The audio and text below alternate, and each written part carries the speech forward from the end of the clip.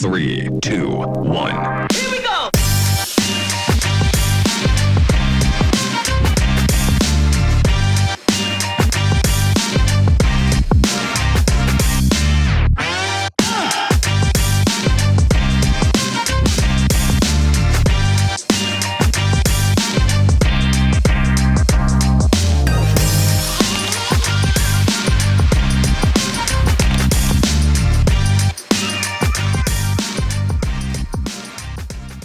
We're live. So how are you doing, Luke? I'm not too bad. Do you want to introduce yourself for me?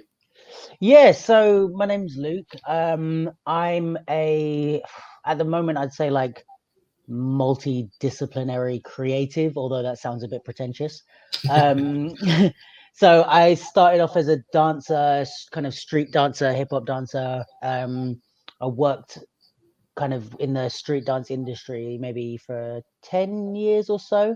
And then for the last 4 years, I've been doing photography and videography, kind of a bit of filmmaking and promotional videos and that sort of stuff, a bit of photography with dancers, and then a little bit into like fashion photography and some other stuff that I'm interested in. And you're going on the podcast now, aren't you, as well? Yeah, so the thing with the podcast was at the beginning of 2020, before I knew that the pandemic was coming. I thought it'd be a good idea to start a podcast. I think I've always wanted to do something around dance and talking on dance. So I didn't know whether I wanted to write articles or event reviews or something like that, but the podcast seemed like a good idea. So that started in 2020. So yeah, now I'm kind of doing that. It's turned into a bit more of a serious venture. Yeah, did you find that because did you start that when the pandemic hit, or did you start that just before the pandemic? It was so annoying because that was something that I've for a long time I've wanted to do it, and it's kind of been floating around, and then it got to the end of 2019 and I was like, all right, I'm doing it. Like I have to do this. So then I got all the equipment like at the end of the year, and I was just going to do it from my house. And then I started in January, like weekly, having like a different guest like every week, and I was doing them all in person. So it was like people were coming to the house and stuff like that. Yeah.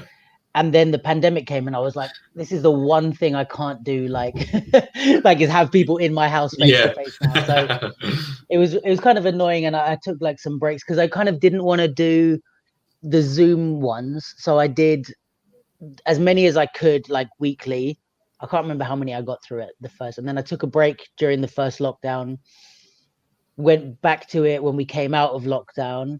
Then I think I had to stop again in the second one, and then I think during the third one you were allowed to, if it's for like work purposes, you were allowed to like be close with people, whatever. And there's a podcast studio, so we did a lot from a studio which had the regulations of like, if it's work based, you know, you're allowed to do that. So I got away with a few extra episodes there. But yeah, so I managed to do from the beginning of 2020 to now. I think I'm on episode 35, so not too bad considering the size of the breaks I took. And I was trying to do it weekly. So you and I work within the same discipline, so you know we better have something to talk about, or our reputations will fall by the wayside. So if I run out of things to say, I hope you'll pick me up, and likewise. But you, from what I'm aware, you speak mainly with people within the dance industry or the arts industry. Do you find that with your admittedly, I haven't listened to any podcasts from you. I've listened to clips, but I haven't listened to any long, full podcasts. But you do seem to talk about a range of subjects. You won't necessarily just talk about dance. You'll maybe talk about identity, or you had one about pressure and the pressures of the industry. But do you find that you are expanding further than just dance, and that you like to just divulge into all topics? Yeah, I mean, that was the aim at the beginning, because I feel like there's, you know, like I think there's two different types of or ways of doing like a dance podcast. One is for people that don't dance, and you're giving them access to like discussions with people who are dancers. And I think with that route, I would need to be talking to like only the most famous people, because it's like some guy who's kind of in the industry but is working around, like your average person doesn't know that guy and doesn't care about what they have to say about why they started dancing. So that's more a thing where if I was going to talk to like very famous people and people on a high stage, then it might be interesting to your average guy. But I think with the route I went down, it was more kind of for people within the community, I guess. And that's why I know my audience. It's me, basically, like people in the community. But that's why I think with those type of conversations, there was interviews being done already. And a lot of them were like someone that is just kind of in the industry that we all have access to. But the interviewer was asking them, well, when did you start dancing and who were your inspirations? And for me, I was like, I don't care about that because I can ask them. I see them every Tuesday. Like, I don't need you to tell me that. But what I think my aim or approach with, and hopefully I got that with this, is that these are people that you might see around the industry, you might know, you might work, but you're not going to be able to have the same conversations with them that I'm going to have, or you might not have the time. Like, what would you talk about if you had 2 hours as opposed to just passing someone in the street? Like, so I think there's like, hopefully we get into a bit of kind of deeper topics, and especially because people have known me for a while. I've been around a bit longer than maybe a certain portion of the demographic that I'm listening.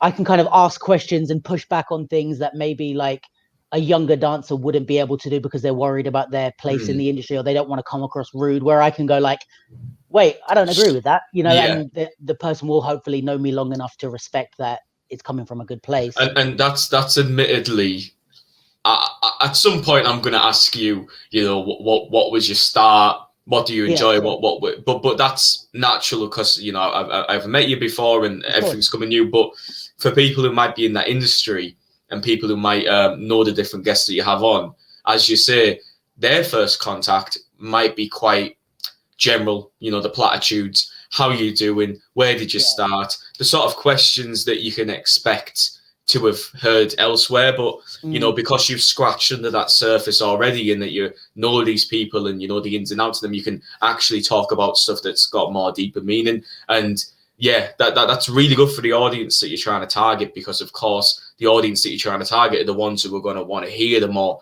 personal or the more unknown sides of these certain guests. So I like that approach, because with a lot of people that I have speaking on the podcast, admittedly this is my 6th, but most of the people I don't know. I will do a little bit of background. I'll make sure that the person that comes on, I'd like to speak to them and they're interesting. But most of the time it will be at some point I need to say, introduce yourself, tell me what you do, tell me what your upbringings are, tell me what your start is. But I also don't like to be curated to a point where I've got a list of questions and topics, and beforehand I'll say, don't speak about this, don't swear, make sure we shy away from these topics, don't be too outlandish. I don't like to be like that, because I don't want things to be too robotic and too operational. I do like things to be fluid. But touching on that note, Luke, where did you start? So to be honest, I started dance quite late. That was probably my entry into, well, it depends, because I often think of myself as a dancer, which I am, but in terms of the creative journey, maybe it was there or maybe it was before, because when I was younger, I was playing basketball, and then a lot of my friends ended up playing professional in Europe and stuff like that. And then I ended up going to college to study music technology. And it was during that first year, it was supposed to be a 2-year course. During the first year is when I started dancing. And then I ended up quitting my course halfway and switching to the dance course in the same college. And then I kind of studied dance for 2 years, went to dance college from there, and then started working. But to be honest, like with dance, it was like, I never wanted it to be a career. I was just trying to impress girls, to be honest with you. It was like, you're like 17, 18, and I was like hanging around with like older guys who were like impressing the girls. I was like, I've got to have something. So I went to a dance class with a friend of mine just to like, oh, why not? Let's try it. And then I started, going to the classes more regularly. I started enjoying it. And then because I stopped playing basketball, my friends continued, but we all hung around together. They had a very like sports centric ambitious mindset of like, Yeah. all right, let's all achieve stuff. Let's support each other to achieve stuff. So for them, Yeah. it was like, all right, if you're dancing, like what's happening? Like where's the best dancers in the country? And I was like, Yeah. oh, probably in London at these studios. And they were like, well, why don't you go there? Why are you in? Because I grew up in Watford. Right. So we did a few classes there, and they were like, well, stop doing classes around here. Go to the best studios and do it there. And it was all about, you know, let's get good. So I think I kind of, not accidentally, but it was just the environment I was in is like, all right, well, I've got to naturally push to get better rather than just having a fun hobby. And then, yeah, it just kind of spiraled from there. I kind of got like, met someone, danced with there, did this. And it just kind of ended up more and more stuff. And the more and more I went, like, got involved in the community, I would like see shows that would inspire me. And then I'd be in that show and then I'd see something else, you know? So it was like snowball It was effect. that constant progression that you were constantly aiming to get. And do you know what? That's completely commendable. That's exactly the sort of thing that I'm trying to do at the moment. I've just started going to like Brazilian jiu-jitsu classes. Oh, nice. For a long time now, I say a long time. Before the pandemic, I used to go to the gym, and the gym turned into more of a social setting.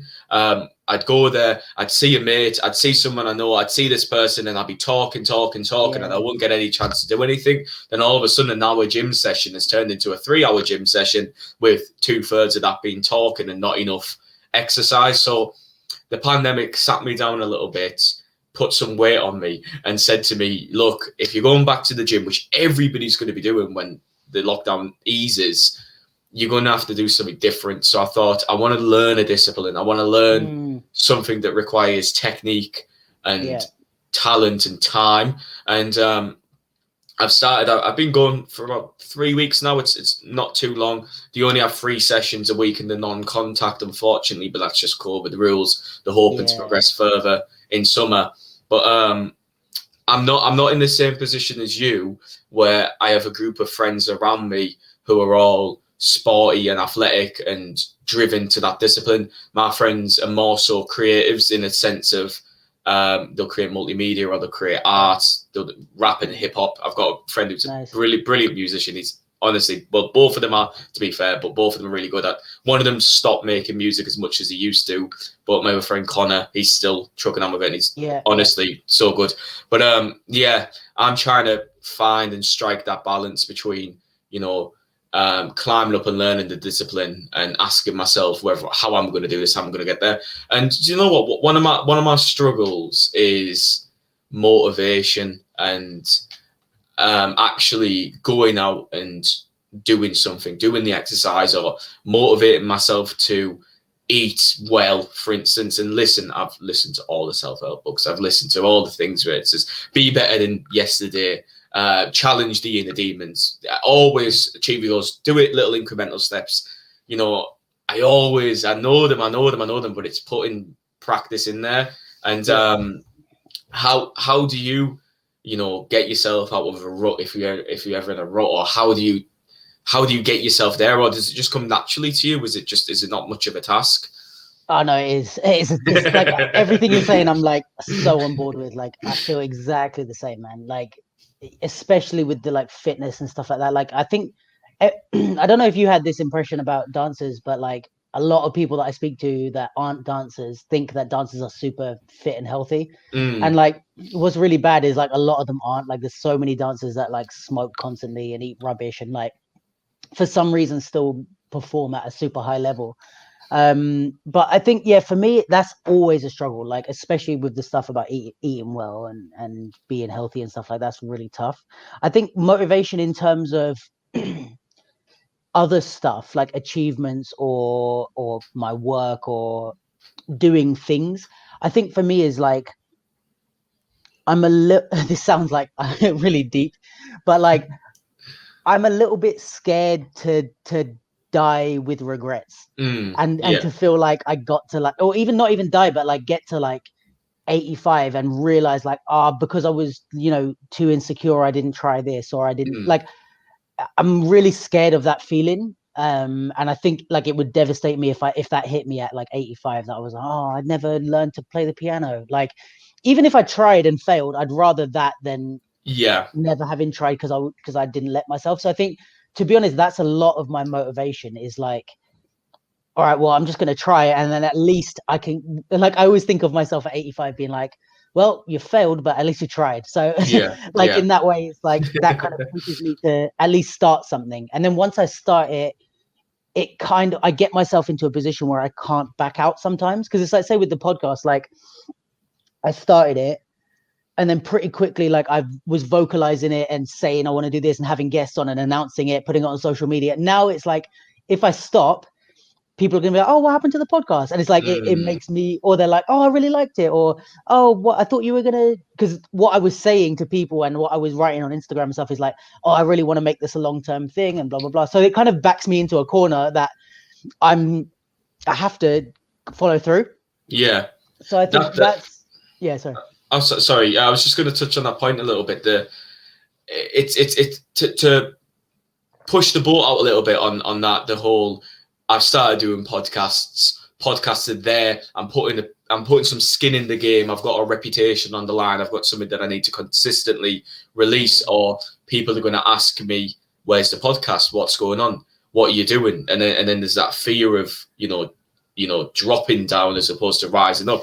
And it reminded me of you see rappers like Post Malone or Little Skies or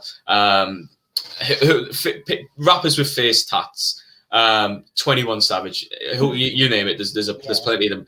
One of them, I can't remember which one, but they had a quote and they said the reason why they got a face tat was so that they can never get a normal job, because you've got sleep under the eye or something like that, like dead inside on your forehead, and that's never going to really get you into even McDonald's. You're not going to be able to do a 9 to 5 job with that. You need to then do your discipline. You need to focus, and you need to actually deal with it, because you're not going to get a job. You're going to have to make money off your creative side. And I think that that is an extreme is like really locking yourself in a box and saying, look, unless I produce music and unless I get an audience, I'm going to be dead on my ass, and I'm not going to be able to do anything. I'm going to be relying on the state.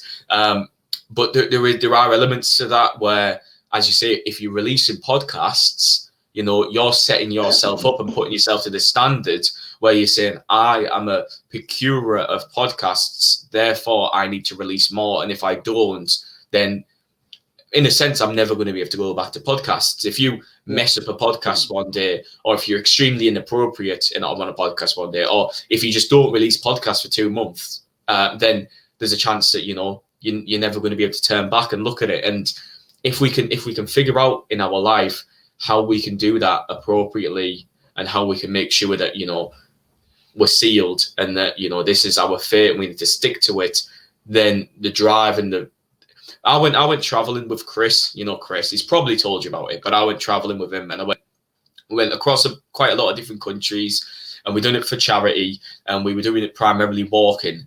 And I remember we were up this mountain in France in the Alps, and I remember looking about and I was like, there's no Domino's, there's no Greg's, there's no Fatso's, there's no food shops anywhere. There's just a trail and a mountain and a bottle of water in my bag, and that's it. I can't fuck this off. There's no way that I can just call a taxi or go and get food now. I have to do it. It's the point of no return. And you know what? I lost weight. I felt amazing. I managed to get through it, but it was because there was that need. There was that literal survival need to do it, and there was no going back. And I think that, that's the sort of stuff that we need in our life. We need something to drive us, something to push us, something to keep us going. It's the environment, isn't it? Like what you're, if you're around, like kind of what you, if you have that ability to like turn around and take a taxi home or whatever, it's like the environment that you put yourself in. I mean, obviously, like you said, there's the extreme version of like getting a face tattoo or moving to the French Alps and and living there. But it's like, I think for me also, like I try to do that as much as I can within these boundaries, I guess. So like, I think social media is actually quite good for that, because we often talk about, how powerful social media is and how much it can be damaging and stuff like that. But it's like, if it's such a powerful tool, we can use it for good as well, So I think that's the thing with me. Like I have a lot of dance network and people know me on social media and I can talk to people and have that network. But so if I put out, I'm starting a podcast, here's my announcement, like I know people are gonna see it. Like, it may not be like, it's not gonna go viral and have to, but it's like everyone in my network and in my environment are gonna be like, hey, you said you were starting a podcast. What happened? So it's like just having that accountability is like, I'm creating that environment where there's expectation on me, or there's like, I put my own reputation. I'm almost gambling it in a way of like, I'm gonna put my reputation down, or like I'm bet on myself that I'm gonna actually start the podcast. And now because I've put my reputation down, I have to start the podcast. Otherwise, I'm losing my reputation. You know what I mean? Yeah, it's interesting that point, because I spoke about this with a girl called Terry who has a watch line. And I'm gonna reiterate that point a little bit, but it's the idea of putting skin in the game. There's a book by a guy called Nassim Taleb, who's a mathematician, and he talks, and it's called Skin in the Game, and it's all about the reputational aspect of any transaction in business. So if you're like, let's say you're Samsung, for instance, and you create TVs, and you've got a brand new 57-inch QLED curved telly with all of the whistles and bells, and that's £2,000, you know, £2,000. It's there, it's in Curry's. Now, me as a consumer, I know by looking at that if I buy that, it's going to be fit for purpose. It's Samsung, they're well known, they have the reputation. It's, you know, it's gonna work. Yeah. And if I'm on the same website, or if I jump over to another tab and I find, you know, a website that doesn't look as clean or fresh or reputable as Curry's, it's just some other website where they sell tellies, and on there you have exactly the same specifications, you know, 57-inch curved, all the whistles and bells, but it's £1,000, but it's by some name that you've never heard of. It's a bunch of weird symbols or something. You're not gonna trust it. Even though you could buy it and it could be perfect and it could be exactly what you wanted, it's not got that reputation, it's not got that skin in the game that we look for. And it's the you same, know, like when you're traveling and you see like a chain versus like an independent restaurant or something, you're like, you know what you're going to get with the chain, even if sometimes it's like the independent restaurant could be better. But you're like, yeah, but I know what McDonald's tastes like. Yeah, you know, that's a good point you said, McDonald's, because I heard this story, and I don't know if this story's true, but apparently Usain Bolt, 30 days up and until he does a run, only eats McDonald's chicken nuggets.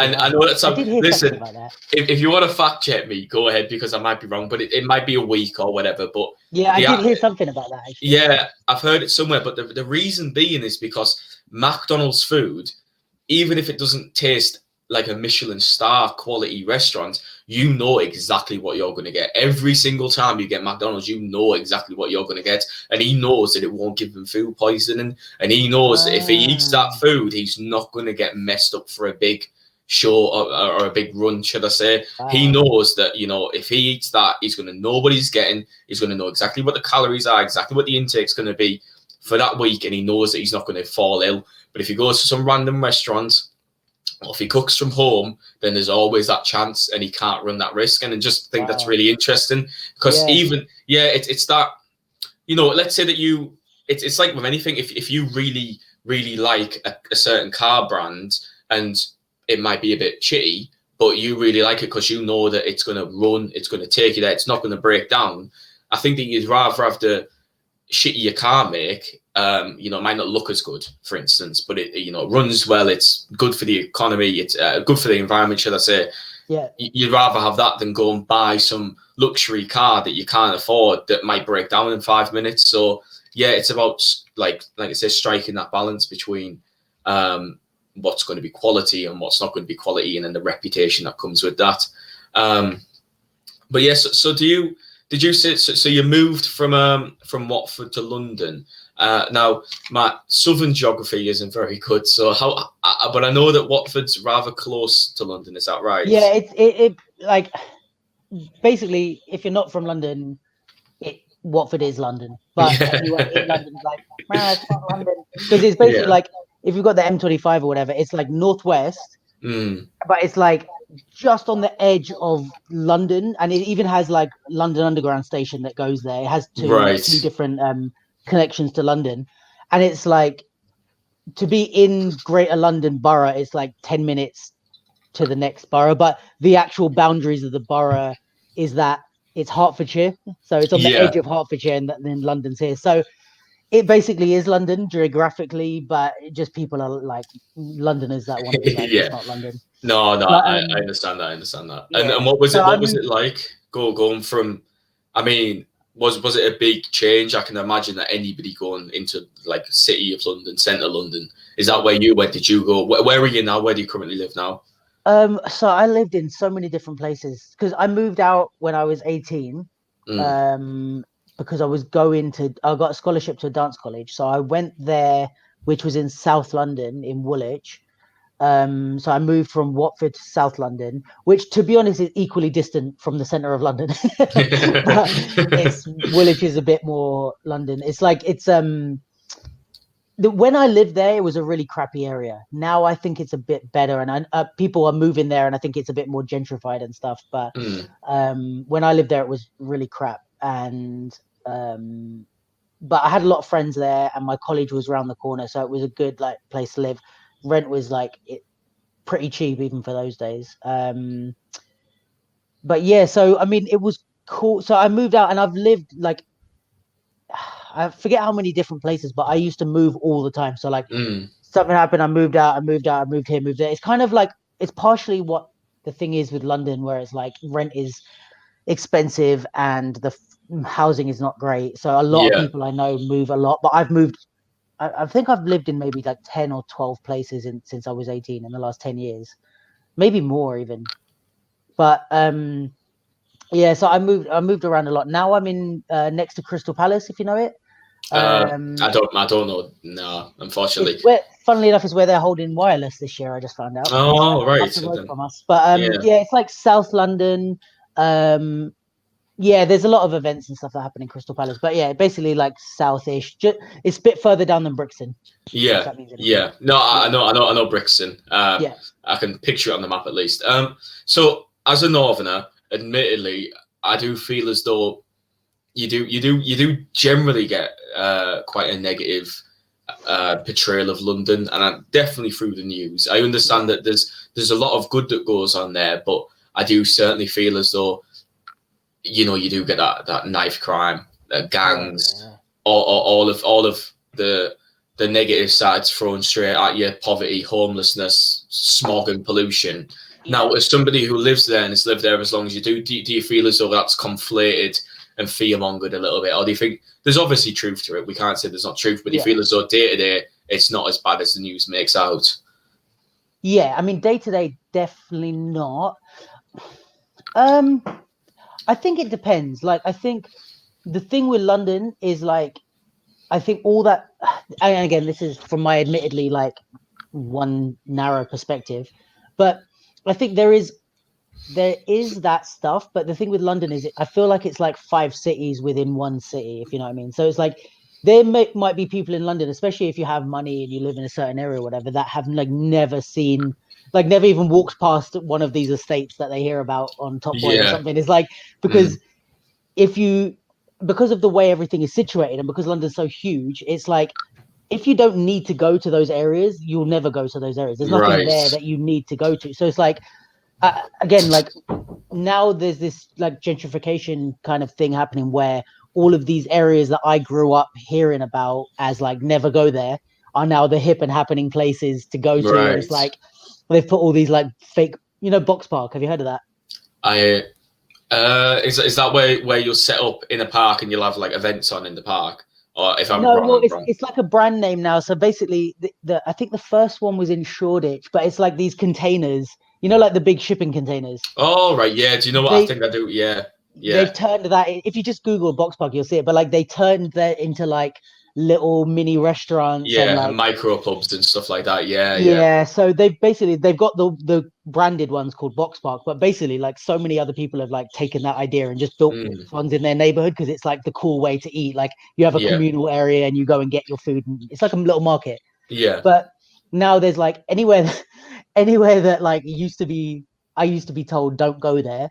Now there's a Box Park there, and then that's where you go for drinks. And everyone's like, "Oh, we're going to Peckham, we're going to Hackney, like we're going to go hang out in Brixton. It's the cool area." But when I was like 18, it was like don't go to Hackney at night. Like, don't go there. So I think these places are like, well, I think there's a negative side to gentrification because they're pushing out all the people that grew up there to put in these businesses, and then the housing prices go up and blah blah blah. But I think the thing is, now it's a bit different, like I said, because with that gentrification, like if I want to go for drinks with my friends, I'm going to go into this area where potentially there's still some elements of like danger and stuff like that, because it hasn't quite been gentrified yet, which is controversial anyway. But I think if, let's say in the typical kind of thing, like you're someone who works in Liverpool Street, you're a big business kind of guy, like, and you live in North London, in like a really nice house, it's like, what are you going to these estates for? Nothing. Like, what are you going to, like, I don't know, Peckham in the middle of the night for? Like, you're not going there for any reason. So in terms of that hypothetical person's experience of London, he's going to be like, well, it's super safe. Like, every time I get the train home, I'm fine. Like in London, in the underground, in like Piccadilly Circus or something at night, like, yeah, you're going to get like a drunk guy or something like that, but you're not going to get like as much danger. And you get the typical like big city pickpockets and that kind of stuff. So but you're not going to get like robbed. There can be a lot of like bubbles. Essentially, you've got maybe a more higher class, upper class bubble, then you'll have more lower class bubble, and people don't really tend to cross those lines if they don't have to, which makes sense, especially as you say, if all of your amenities are there and everything's within a decent radius, and you don't have to go across to the south or from the northwest or wherever to a low class area. I think that people don't understand the scale of London. They don't understand how big of an area it is. And someone like me in Middlesbrough, it's a 5-minute walk to a different estate, and it's a 15-minute walk to a different, like from north to south essentially, and it might be a half an hour, 40-minute walk to actually go across the full town. But London, that might be 3-4 hours. I actually like on don't the really train know. It's like, if I was to go from where I used to live in Watford, which is basically like northwest, like the very edge of northwest London, to Woolwich, which is where my first like dance rehearsals used to be, which is basically the very opposite side of London at the extreme. It can take like 2 hours on the train to get to the other side. So it's like it's like if you were to walk that, it would, I don't know how long that would take from Watford to thingy, but it's huge. And I think there's like enough room to like have all these things. I think there's a negative side to that as well, where I think that's part of the reason why these hotspots of like violence have, again, I know nothing, I'm just talking off my own opinions, but like if you have these like estates in these areas where there's nothing there, there's no money inputted, there's no like leisure centers or basketball courts, or like what else are these kids going to do besides start to cause trouble? And if they don't have money in their communities, you can imagine why there's no reason for money to be input and taken out. So with when we had the Olympics in London, the area where they, in Stratford, where they put the Olympic Village, was like a really bad area, right? And now it's gone like drastically like up, because there's a reason for normal people to go to Stratford now. There's the Olympic Village, there's these parks, it's really nice. So I don't know what they've done in terms of like putting that money back into that community and not just like outpricing them so they can't live there anymore. But I think that's the sort of thing where, because they put something important and prestigious in these areas, now there's a reason for money to be kept in that area, and for the housing to be nice, and for there to not be crime, and for there to be, I don't know, like programs looking at the drug and knife crime problems, because they don't want that area to be a crap hole. But when there's nothing there, I guess the government have just gone, leave them, and I think that's where some of the problems have come. And that's why, people, I think, are pissed with the government when they're, not they're kind reinvesting. And they're just like, well, if there's nothing here to invest in, you forget about us, but there's people here. Like, it's a community of people. Like, why can't you invest in us? And I think that it's a little bit of a double-edged sword, because if we take someone like Middlesbrough is definitely to some extent economically disadvantaged, or at least it has been for a while. If you had to take a ratio of neighbourhoods that are considered wealthy or opulent to neighbourhoods that aren't, it'll be higher on the worse scale than it would. There's more worse than there is bad in terms of neighborhoods. And you know, if somebody opens a business on Linthorpe Road, which is essentially the center of our town, they need to worry that there's going to be crime. They need to worry that, you know, they might get their windows bricked or they might get robbed. Right. The vast majority of the businesses up Linthorpe Road are food, takeaways, or small shops. And there's nothing wrong with that if that's what our level is. But if you wanted to open an expensive high-end shoe store, for instance, where the shoes are worth, you know, £1,000, they probably got Jimmy Choos in there. If you wanted to open that on Linthorpe Road, you'd have to, you know, cross your fingers and pray that you weren't going to get robbed, because, you know, there's a chance that you are, because it's in a economically disadvantaged area. So there isn't a lot of incentive at the moment for people to open a store like that on Linthorpe Road. Now, our local government, they're looking over the border, which is a different part of Middlesbrough. They're looking to expand our tech centres and build like a skyscraper and really bring up the place, and then have new housing, new social housing, and bring in a lot more. And there's like I said, there's a double-edged sword, because do you want wealthy middle to upper class people in your neighbourhood at the expense of poorer people who can't afford to live there and have to move out as a result? But you're getting better amenities, you're getting better businesses, the place is better as a whole. Or do you just make an effort to try and work with everybody in the community, make everybody's lives better, but risk not having the same business, risk not getting to the same level and standard that you might do if you just gentrify them all? And I sit on the latter. I think that, you know, we should try and work for the majority, utilitarian, get everybody's lives raised instead of kick people out just so we all feel better. And I can imagine with London specifically, you know, it's a complex and large problem as it is in Middlesbrough. I can't imagine what that must be like across all the, 50 boroughs of London or 36 boroughs of London? I don't know. There's a lot of them. There's a lot of them. But and in Middlesbrough, you know, there's 300,000 people. In London, there's 9 million people, something ridiculous like that. And I mean, that's everybody who's been accounted for, and the amount of people who move and come in and out. It's honestly crazy. And with that population, I can imagine comes a lot of pressure, comes a lot of diversity, not only of class and money, but also talent. And somewhere like Middlesbrough, you know who the talented people are, you know who the people at the top are. And to be honest, if you work your hardest and you do your best, you can kind of compete with them, you can kind of get up to that level. But, you know, in London, at least from my impression is that if you weren't working there as a kid and you didn't start young and you weren't precocious and you didn't have that natural gift, it's going to be almost impossible to get to those highest rungs.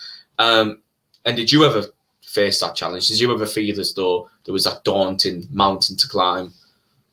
I mean, like, yes and no. I think yes, in the sense that, like, I feel that even now, like the city is huge, and there's like exactly what you said, like there's so many, not only like people, but like talented people and people who are hardworking. Like there's a billion like good people. Obviously, I'm exaggerating. There's a lot of good people, but I think I've always felt like I'm like a Londoner anyway, because like I said, where I grew up, it wasn't like so far out that I did, like, you know, even when I was a kid, I was coming into London all the time. Like, and when I say into London, I mean more in the center, but like I was living on the edge of London anyway. So I never felt like I was coming in as an outsider, but I do feel that like the hugeness of the city all the time. And I guess the older you get, the more realistic you become, and the more experienced you are, the more realistic you become, which makes me feel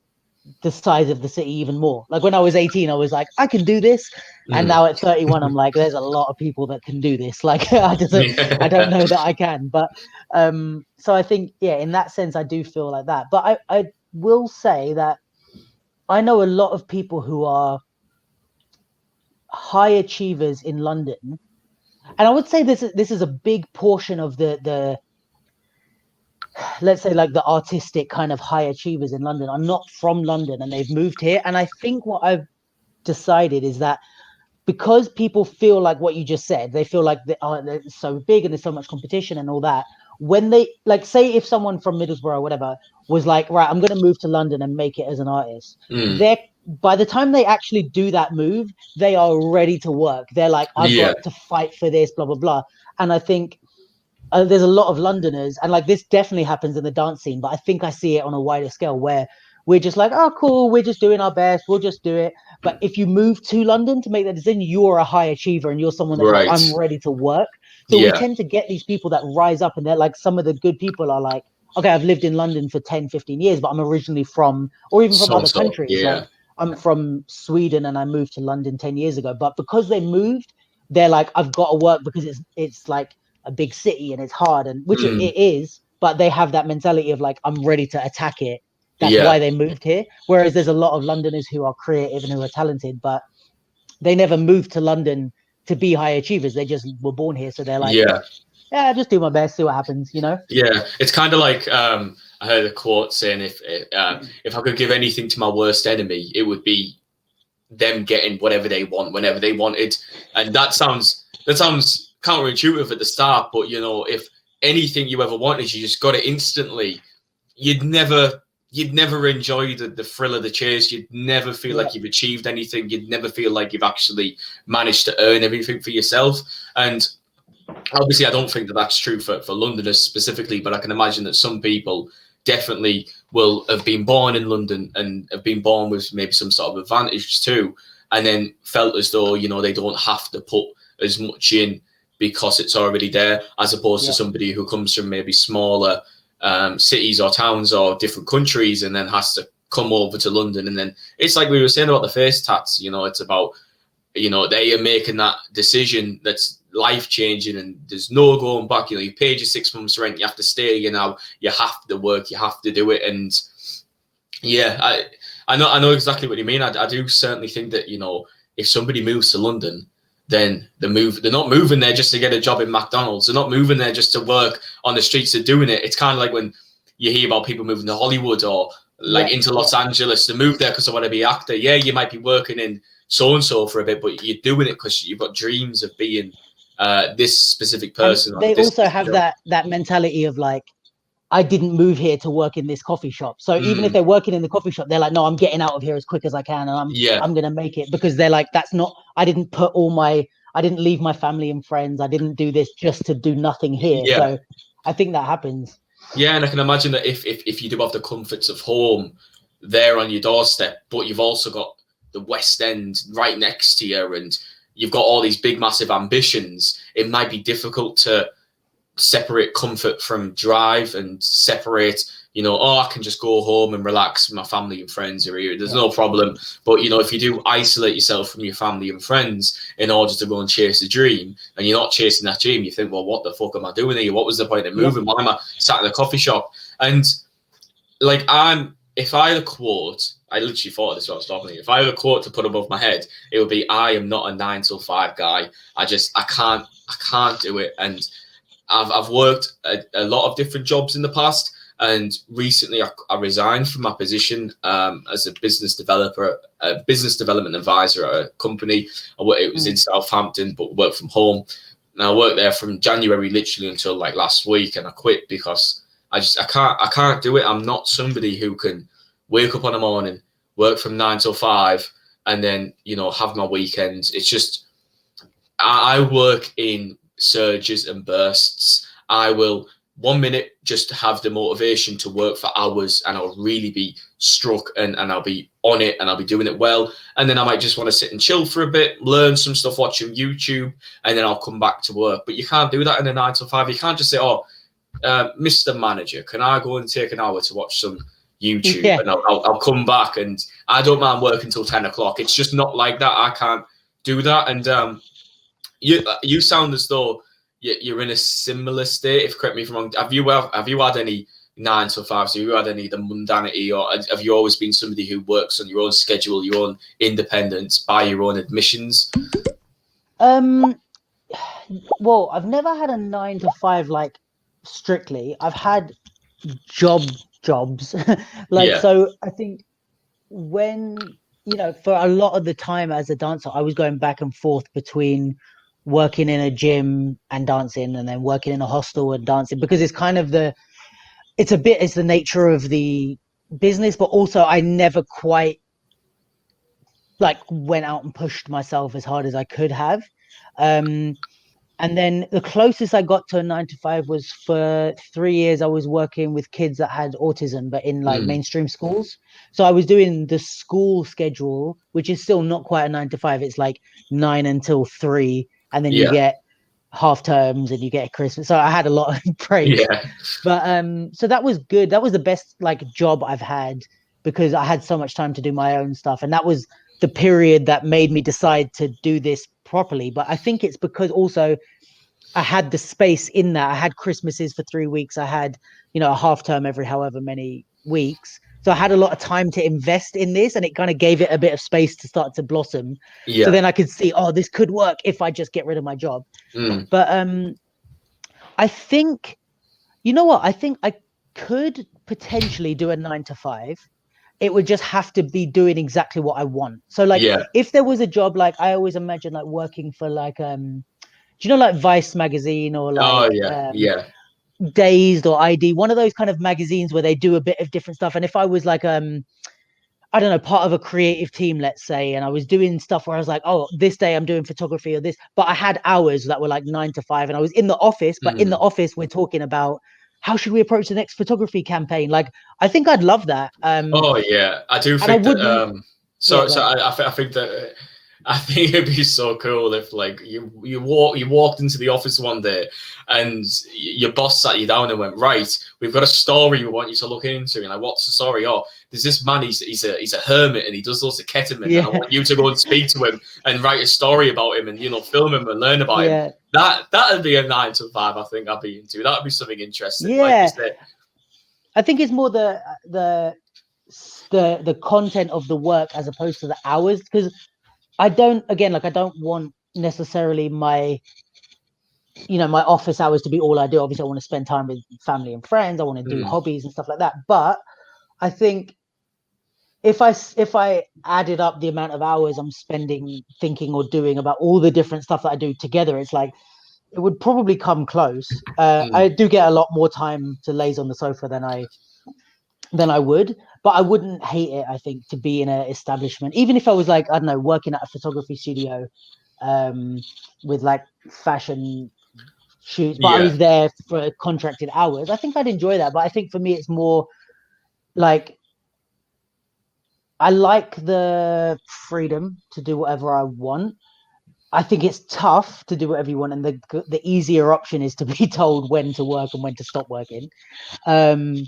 But yeah, I guess it's the pros and cons, because with the freedom comes the ability to work when you want, and you can stop if you don't feel good and stuff like that. But yeah, if you have like a boss or something, you can maybe be more productive than you would have, because all those moments where you're like, I could work, but I don't want to, they're like, no, you have to work. So I think there's somewhere in between for me. That's why I quite like working as part of a team for stuff, because it like holds you accountable. It's like, well, they need those pictures by Tuesday and they need the thing by Wednesday, so I've got to do it. You know what I mean? And you're held a bit accountable. I need that a little bit.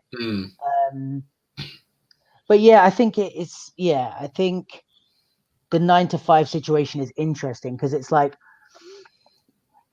like I said, it's more the content than the job itself, I think. That's why managing my own business, me, Steve and Chris, we all have our branches, we all have our strengths. Steve's an amazing content creator. He's very good at art and design. He's very good at the business too. He really knows what he's doing there. We all to some extent know what we're doing business wise, which you'd hope to do. And then I try and be more of a creative. I like to do the podcast. I like to speak to people. I like to network and actually engage with people. And then Chris is just he's just a monster. He'll write 1,000 lines of code in 10 minutes. He's honestly something different. But we all have those aspects, and we all work to our different strengths. And it, like you say, working as part of a team, it does allow you to say, right, this person's really good at doing this. This person's really good at doing this, and this person's good at doing this. And if you can hone in and focus on your strengths, you will enjoy your time more. Say that, you know, you really enjoyed photography, but you didn't really enjoy having to go about and write up and reports on stuff. Then if somebody can say, Luke, go and do the photography, so-and-so go and do the reports, then you can enjoy the time more. You can enjoy what you're doing, as opposed to going to a company or a business and it's like, right, this is your job role. These are your specifications. You do this, this, and this. And that's just what you do every single day for the next 20, 30, 40 years. And you're like, oh, Christ almighty, this is my life now. Yeah, and I think it's also like with those big company positions, you often don't feel like you're making so much of a difference. Whereas it's like in those smaller jobs, I guess, like when you're in a team and it's like not as many people, you know that if you drop the ball, the company's done. Like, so you feel like, oh, when I do this right, I've done something that makes a difference. So I think it's, and I think also it's like people, I can imagine, I mean, again, correct me if I'm wrong, but like, I can imagine this happening with you saying that you left your job just to do this stuff. But it's like, I can imagine you spending just as much, if not more time on this than you did at the old job. But it's, so it's not the hours, it's like, you care about this, so you're like, oh well, I want to invest as much time as I can, you know. Well, I've had more peaks of serotonin, more levels of feeling successful when I've been working for this company than I did with the other company. There were certainly times where I felt as though, you know, I was doing good, I was doing well, I was actually making a difference, and I felt gratified, but they're few and far between. And it is for some people, you know. There were definitely perks to it, you know, monthly wage is decent. The fact that I was getting up every morning and I knew that from 9 till 5 I was working, and anything after that I didn't have to worry about. But because I was somebody who had projects on the side and I had stuff that I needed to do, I wasn't in the same position as a lot of people for 9 to 5. So a lot of people that wake up at 9, they do the job till 5, and then Saturdays and Sundays and everything else were just free. You could do whatever you want. If you want to go get pissed, if you want to go lounge about, if you want to do whatever you want, do it. It's fine. But for me, I had more projects and more responsibilities outside of that. So there was never much free time. Because you felt like that maybe the job was getting in the way of what you really wanted to do as well. Yeah. And there were definitely different aspects to it. And speaking of jobs, I did work in the past in security, like Chris is doing now.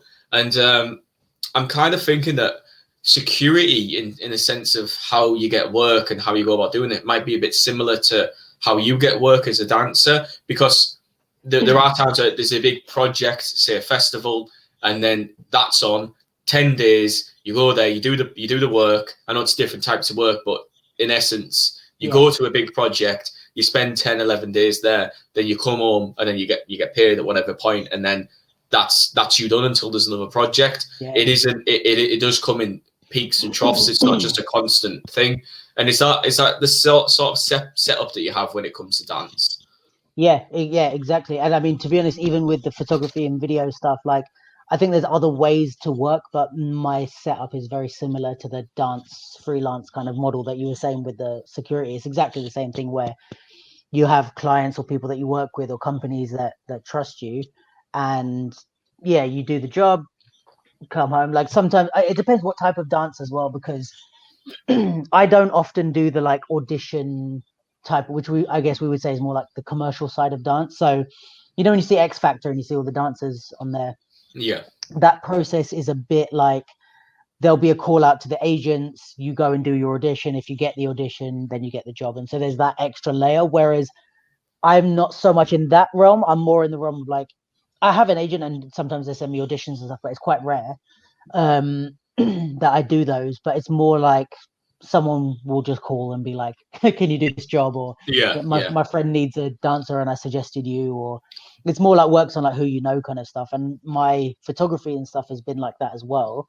But I think the challenge let's say the process I'm in now, which is the challenge, is turning that into return clients and long-term stuff. So it's like now if you hire me for a photography job, my mind is not so much on like well, yes, I want to do a good job and go home, but it's a bit more like I know I can do a good job. If I'm hired for a certain thing, I'm like, right, I've got past that stage. I know I'm confident in my skills, but now it's like, how can I make myself useful to them on more than just this occasion? So I might be talking on the job and be like, oh, you guys do, like, if I'm on a photography job, I might be like, oh, you guys do video content as well. Did you know I do video? Or, oh, you know, I did a bit of like marketing for this. And if you need anyone, like, let me know. And it's like, I'm now trying to network with my own clients to like how they can use me. And, you know, some people have that where, especially, I guess, with the artistic side where, and again, I don't know if this is the same with security, maybe, but where if they've worked with you once and they know they like you and they trust you, they're more likely to have you back than some random. Because it's like, why would I start again when I know you? You know? It's very tight knit in security. You know, certain firms will have certain lads, and those lads will be the good. Like these are the lads that you need, and it's based a lot on recommendations and word of mouth. If I'm a boss and I know that this guy's a good lad and he's a good security worker. And I say to him, look, recommend me somebody. I know that recommendation is going to be good, as opposed to just posting the job advert and just crossing our fingers, and then you get somebody who's a shitty security guard. It is based a lot on recommendations, word of mouth, and consistent trust and reputation. And when you were saying about having to go above and beyond when it comes to certain clients so that you can get people back, it reminds me of a story where it was this guy who was saying that when he was a kid, he went to do pool cleaning. It was in America. He went to clean a pool for some guy, and he taught him a lesson. He said there's 3 things that you should always do as a worker. 1, show up early. But if you start at 9, show up at 10 to. Always show up early, because you're not only showing that you're there on time and you're ready to work, but you're showing that you're there on time. You're coming early, that you're ready to work, that you really are prepared. And then the other one that stood out to me quite a lot was don't just be a pool cleaner. You know, wash the windows, clean the car, rake the leaves in the drive. Even though that you're a pool cleaner and that's all that he wants you to do more than you should. Just go and do that, because if he sacks you, he's not losing a pool cleaner. He's losing a window cleaner. He's losing a car cleaner. He's losing the person who rakes the leaves. And that is more invaluable than just being a pool cleaner. I forgot the third one. I can't remember what the third lesson was. I'd have to go back and listen to it. But the third lesson is always remember the lessons that you taught. Yeah, exactly. Listen carefully. But yeah, it was mainly that second one. You know, the idea that to be an invaluable worker, you always have to do the extra thing, so that if they think I'm going to sack you, then they're like, wait, I'm going to lose a lot more than I'm going to have to hire another person, as well as hire the position that I've just lost. Holy shit, this person's a lot better than I thought. And I was thinking about, so with security, obviously there are differences between security and dance, don't get me wrong. And with security, there are certain places where every single day you need a security guard.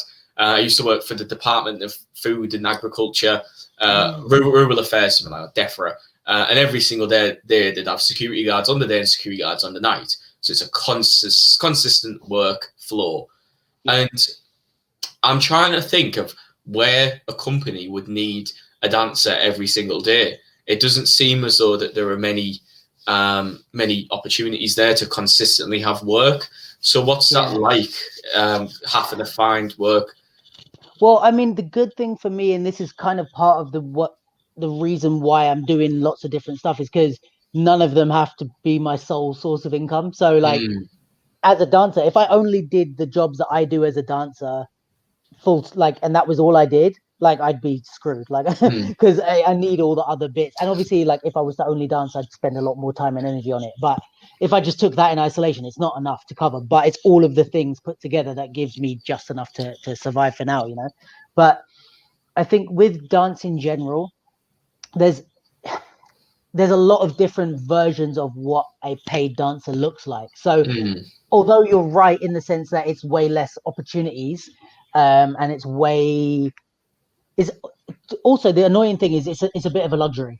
So as much as, you know, artists were being all outraged during the pandemic, you know, and be like, oh, you don't support us or whatever. But it is true that it's like art is a bit of a luxury, and if there's other things to focus on, the first thing we're going to think about is not like let's support the dancers. Yeah.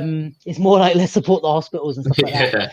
But I think there's different versions of what a paid dancer looks like. So you have your like commercial thing, and I think the good thing is after, I think I'm right in saying like after LA, I think this is right. Like after LA, we're the second biggest like entertainment industry, or maybe after the States. London is the second biggest. I think Paris is up there, France and Paris with fashion and stuff. I'm not entirely sure like, though, to be honest. Singers and performers and stuff like that. The UK movies, movie productions and all that sort of stuff. Like France for dancers has a lot of theatre work, and we're getting there, especially for like hip hop stuff. But London, even with our theatres and our classical dances, is quite up there. So we have like the commercial side, which is like anything on TV, even for adverts. When you see a dancer there, sometimes anything like movement based. So they might put a casting out of like, oh, we just need someone to, like, I don't know, something stupid like walk across from here, but we need someone that knows how to dance because it has to have a certain feel to it or something. So they often put out calls for dancers that aren't dance based. Yeah.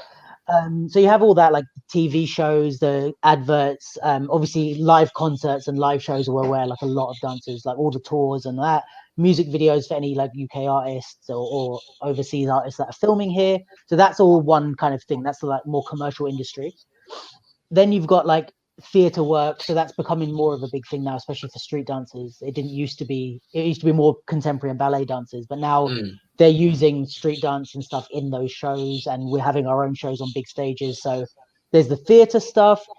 Then you've got like corporate work. So, you know, for all the big, obviously probably like the business you worked in, but guys would have maybe like a big Christmas party. Events or a yearly meet-up or gathering, and often they hire like, they might hire a magician or they might hire like this, but a lot of times they'll hire like a dance crew to do a performance or something like that. So that's something that a lot of people do. They do like corporate jobs or working for brands where it's like, we did a job for Eastpak, you know, it makes the backpacks. I haven't heard of it, to be honest. They're like quite a big, like they make bags and backpacks and stuff, but we did a show for them at a, how do I say, it's like when uni students were coming back to uni, and it was like a big like fair for like all their different supplies, and it was all the brands like advertising different supplies. So we danced to like attract people to the Eastpak stand or something. There's loads of that type of stuff, which is not necessarily audience facing. And then there's like teaching. There's like, what else would it be for dancers? There's competition. Like a lot of how I started was dance competitions. It's not big money, but it's like there's some sort of money in there, especially if you judge or you work. You know, a lot of the photography I did early on was photographing at competition events.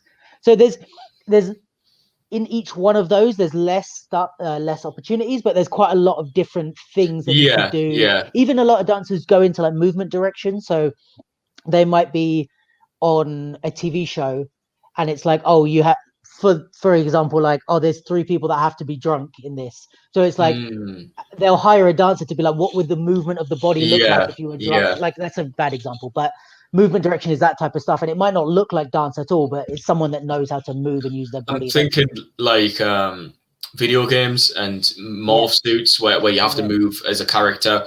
They might hire dancers for that if you need a specific actor to move in a specific way, like a robot or an elegant movement, something like that. And that actually, it'll open. There's quite a scope, isn't there? There's quite a lot of different. Even like community work, you know, working with kids or outreach stuff, you know, there's loads of. Do you feel as though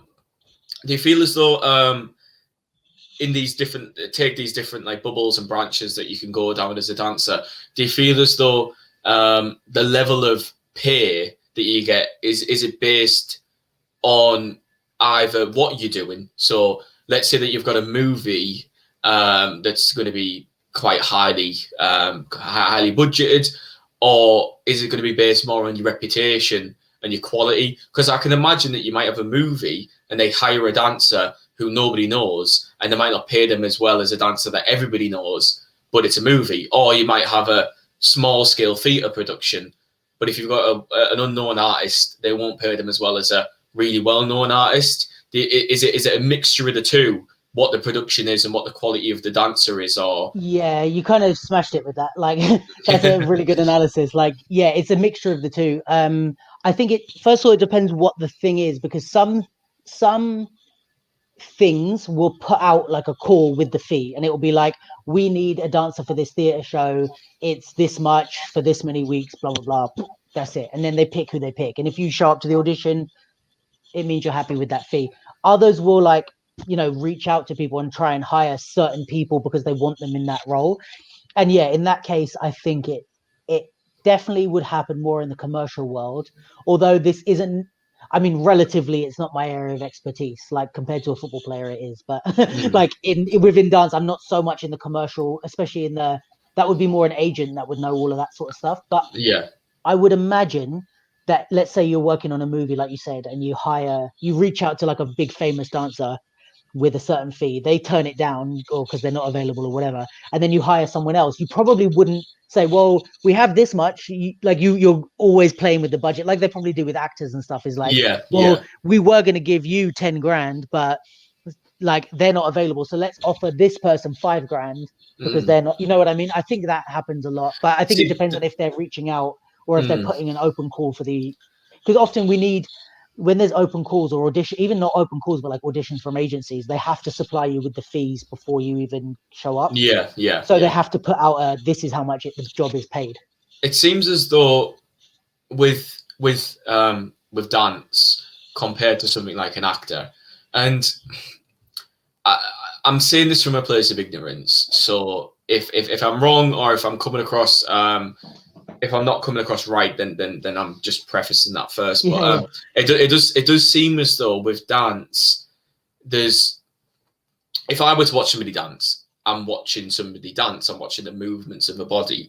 I'm not focusing on their face, what they look like, how they talk, who they are, their personality.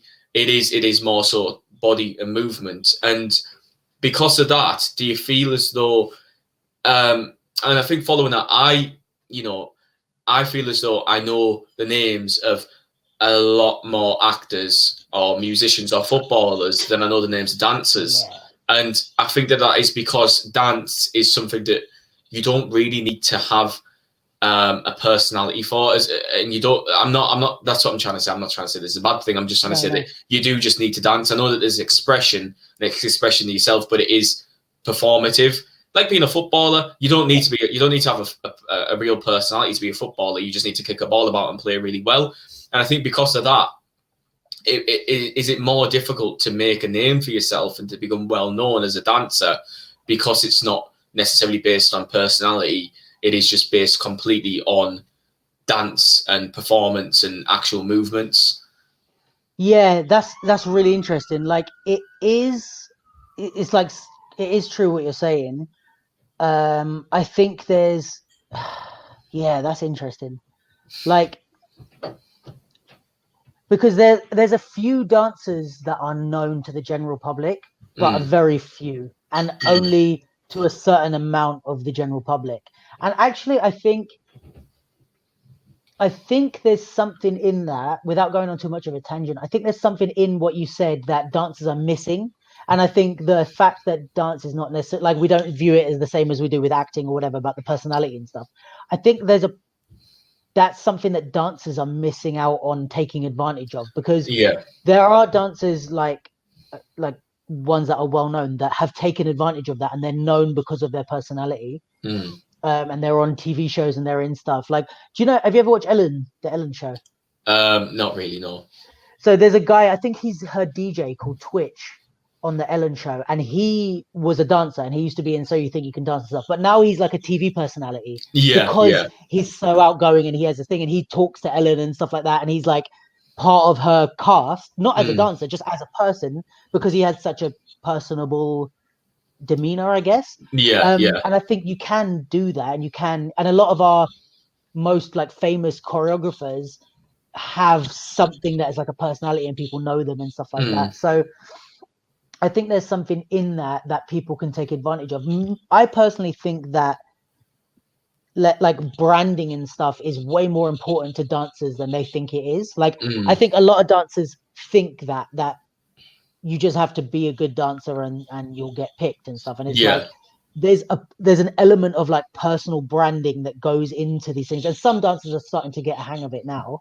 But it's like the presentation and the way you come across, even not forgetting like the external audience, like for us, for each other. It's like if you show up to, if I'm auditioning and you show up and you like, I don't know you or whatever, like it's the whole, the image, the like, presentation. If you show up like looking like crap and you're Mm. expected to be on stage, it's like, well, you can't even dress well for an audition. Why am I going to put you on stage? Yeah. And Yeah. then you don't, you know, your branding, I don't know who you are. Your name has like, there's no references. You're not part of the network of the community. Like there's loads of different elements, which I think come under the umbrella of branding that I think do help dancers to become famous Yeah. or well known or top of their game, but not everyone takes advantage of that, I think, or it can be Do, seen as like selling out or yeah. do you feel as though there's I feel as though dance is very complementary. I think that if you look at some of the biggest dancers of all time, Michael Jackson, Elvis Presley. I don't think I consider Elvis to be much of a dancer, but you know he was known for his dance. Famous for his dancing, it was yeah. But they were primarily singers or musicians, and then the dance complemented that. Or if you've got an actor who's an actor but dances too, do you feel as though that's something that is difficult to address? The fact that if you're a dancer, you might need to look to do something like singing or music or acting, as you say, to then push out your own brand, to push out your own style and personality so that you get more recognition as opposed to just doing dance and stand alone. Yeah, I think it depends. It depends on where you want your dance to be seen. So if you grow up knowing like I want to be on stage with Chris Brown, you know those audiences are there for Chris Brown. You're just there to choreograph, and you might get, you know, like some of the people that like worked with Michael Jackson got like a big praise, and you know got known as not as much as Michael Jackson, but got known alongside him. So yeah, in those you can, but you know you're never going to supersede. Like no one's ever going to be like, move over, Chris Brown, let me watch the dancers. Like not really. But I think it depends where you like where you want your dance to be seen, because if you look at like some of our theaters and stuff, you have like ballet shows, like let's say Matthew Bourne's like Nutcracker or something like that, where it's like you're only there to see Matthew Bourne and what he's choreographed on these ballet dancers. You're only there to see like Rambert do contemporary or whatever. Like so, there are spaces where dance is the forefront, but I guess you have to know what you're aiming for, because if you're like I want to be the main show, that's where you've got to go. You can't go there and expect to be the main show, because it's not, you know what I mean? So it's kind of like, I guess, like, I don't know, opening a bar and expecting people to care about the food. Like, no, we're here to drink. Like, if there's snacks as well, then it's we'll nice. snack while we're eating. But it's like, if you want people to care about the food, open a restaurant. Don't open a bar that has food. Like, I think it depends on where you want your dance to be What you're looking served for. or whatever. Yeah. And if your art is to be if your like speciality is like, I'm gonna create the best food that goes with beer, and that's what I am passionate about, is like pairing food with beer, and you're going to enjoy these snacks because they're paired with beer. Fine, you know, but then, it's about knowing what you're it's like, I heard, if you want to be an author and you want to write books, a lot of people will start to write a book and they'll do a draft, and then they'll look at Charles Dickens, or they'll look at Roald Dahl or Stephen King, and then they'll look at these top level authors, and then they'll be like, why aren't I like them? How am I going to get to that position? How am I going to be a Stephen King or a Roald Dahl? What do I need to do? And I don't think that's the best attitude to have necessarily. I think that, you know, you go to your local library and look for a random book on the shelf from a random name that you've never seen before, and think, there's hundreds of these in here, names that I've never heard of before, but they are published authors on a shelf in the library.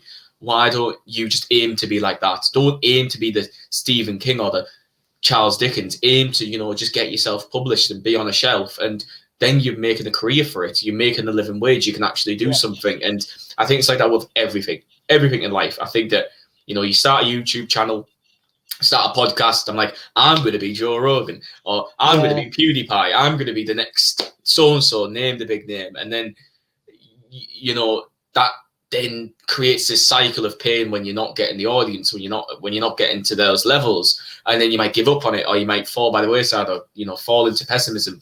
But if you just take a second to look at, you know, the market, look at how many YouTubers there are out there who make a wage and make a life for themselves and do it on a smaller scale, aim to be like that, because it's doable. I always think, and this is quite a controversial opinion, I believe, is that with machine and AI learning and automation, more and more people not doing the mundane jobs, the clerks or the store till workers and bin men or whatever, they're not doing these jobs. I think that what that does is it frees up space for people to be YouTubers or be dancers or be podcast hosts, because you know, those jobs are filled, and then people can put their money into different endeavors. The money that was once spent on tax that was going towards the bin man can now be spent towards, you know, Patreon for your favorite YouTuber or something like that. And, you know, I've went on a bit of tangent here, but I do certainly think that, you know, more and more creatives are filling up the creative space, and I don't think there's anything wrong with that. I think that's really good. And I think that if you're doing something for the love and the passion, and you're not doing it for the money, you're not doing it for the stardom, then you're going to have a good time, and you're going to be able to make a living, and you're going to be able to enjoy it and just do your best and make an impact. And I think that too many people go into these endeavors thinking, I'm going to be the next so-and-so, I'm going to be the next this and that and whoever, and then they don't reach that, and then they ultimately feel as though they haven't achieved anything. And, you know, it's just about living your life, having fun, and doing what you enjoy. Agreed. Yeah. I was going to ask, so you mentioned earlier that, you know, people have the perception that dancers are healthy, fit, flexible, all these things, but a lot of them are as much, they might smoke or they might eat unwell. Now, I'm a bit overweight. I couldn't dance. I've got fucking 2 left feet. There's no way that I'm going to be able to, at least not yet. I can learn, but in due time. But what is it? Is it a sense of natural talent, or is it a sense of diet, exercise, and practice, or is it a mixture of both? Like for you, you might be at the moment, I don't know, but when you're at your peak physical fitness and health, what's your daily routine? What's your daily eating habits? What do you do to maintain, you know, your best performance? I am really, this is like my weakest point of everything. Sorry. This is like my weakest point, is like, I'm really bad with that. I think when I'm at my like peak of like dance performance, it's from doing it rather than anything else. Like, I think also it depends. Like there's some dancers that are really, they train like athletes. I know a lot of people that do that. There's also some dancers that are terrible, but still achieve. And then there's some dancers that are terrible, and because of that, they don't achieve. You know, like they eat crap, they're overweight, whatever, and that's why they're not making it. But then I think that the problem with dance is, well, not the problem, but the thing with dance is that it's because it's artistic. It's not like sport where if you're stronger and faster than someone else, you're better than them. Like if you're faster than someone else at running, you're a better runner. Full stop. Like there's no gray area. If I'm faster than you, I'm better than you. But with dance, it's like, if I'm stronger than you, I'm not necessarily better than you. If I'm fitter than you, I'm not necessarily, because you can go more on the art realm. You might have better ideas than me. And if you can get across your better ideas, it doesn't matter how strong and fit and healthy I am if your ideas are better. And I think that's where the artistic side kind of can outweigh. Now, if you're not in shape and you've got bad ideas, you're screwed. But I think that's where the tricky slope is, because if you're really clever and you have good creative ideas, it's easy to just fall into, like, you don't have to do as much because you're so creative that your body is like ends up going to shit. I think for me, when I've been at that that type of like physical peak was more when I was training for competitions, because we would train like 3 times a week, I think, for like, let's say like 3 hours at a time. And it was like pretty full on for 3 hours. Like now I'm definitely not anywhere near peak physical fitness. Neither am I, Especially, mate. Don't worry. yeah, Neither am especially I. after the pandemic and sitting around. But I think also because the portion of dance that I'm doing has become smaller because I'm doing other stuff. Like when I was doing that, I was working and I was at uni or whatever, but I was only dancing. I didn't really have photography or anything. I was just work, come home, dance, do this, come home, dance, go on the weekend, compete, come home, you know? So I was like always moving and dancing. But yeah, I mean, even like, because I used to play basketball when I was a kid up until I was about 18. And that was probably my peak of like when I was at 18 is probably my peak of physical fitness, because basketball was a lot more demanding. And there was no like artistic side to escape Yeah. down. Like it was just, you Just got to be fitness, fast. fitness. Yeah. And I'm very short. So I had to be faster than everyone. Like It's I'm a jump 5'8". as high as you can. Yeah, yeah. Yeah, I was like, I've got to be quick. So I was always running and stuff like that. So I was a lot more in shape then.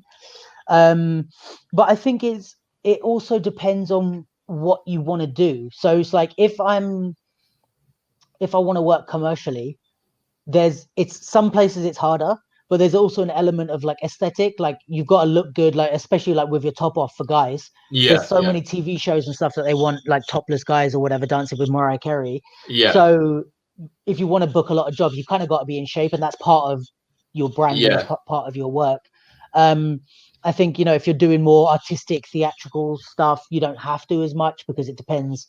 I mean, it's still hard to do like an hour-long show. Even half an hour-long show is hard, but it depends what the material is, depending on how fit you need to be for that. There's some shows that I could go and do now for an hour and I would be fine. There's some shows that I wouldn't make it through 10 minutes because I'm not in physical shape. So it depends on the choreography. And I guess where you are physically depends on what you're going to audition for, or if you're going to get the auditions, because you're like, I can't even keep up in this audition. So it does kind of streamline people and push them into different directions. I can imagine that there's some performances where it's slow moving but very technical, very technique based, where you look very good but it's slow. Or then there's somewhere it's very sporadic, fast, ecstatic, quick movements, very high intensity, which can require a lot more fitness and quick stamina bursts than something that requires just slow technique.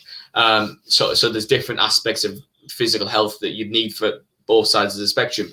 When you said there that some shows and performances sort of might want you to look good, might want you to, be the Magic Mike or be the Mariah Carey backup dancer, do you feel that, that creates a sense of insecurity, or has the toxic masculinity aspect to it?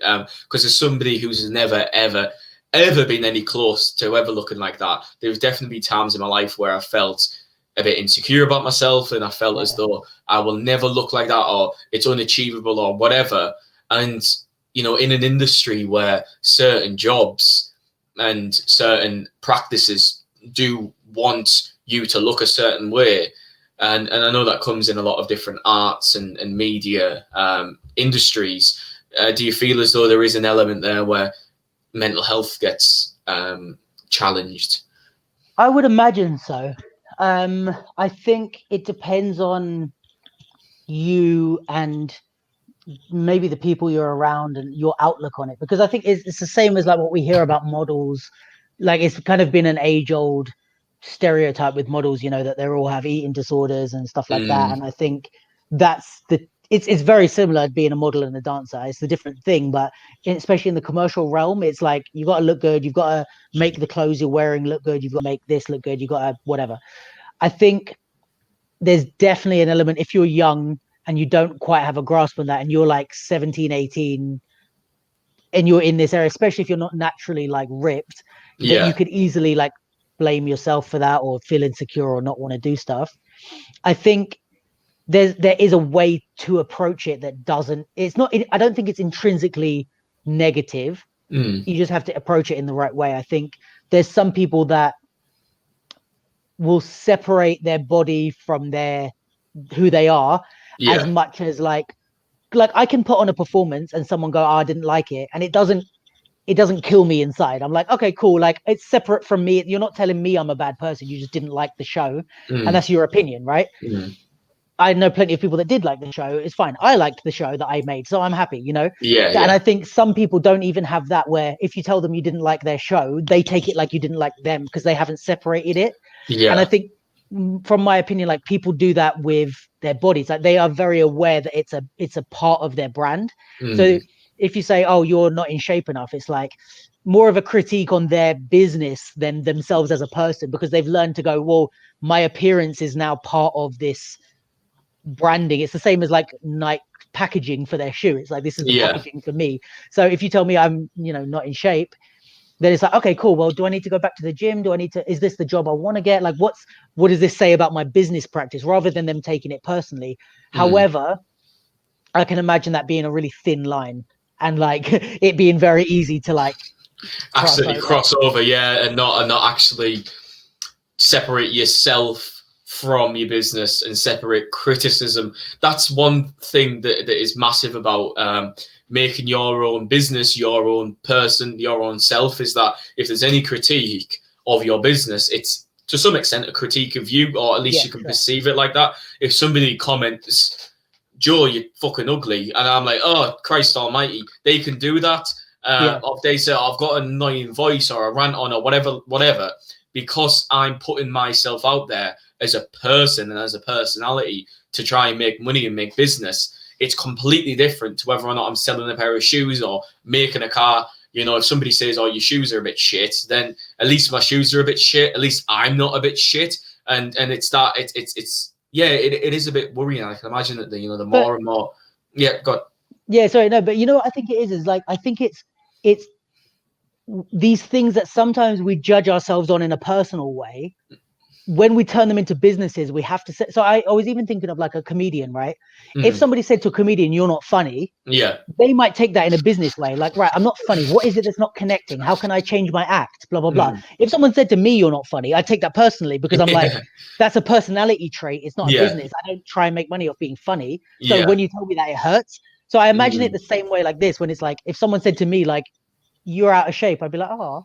But if I'm like in a dance audition, and like it's like, you're out of shape, it's like, it's contextual. So I think it might be easier to, like, if someone says, you go to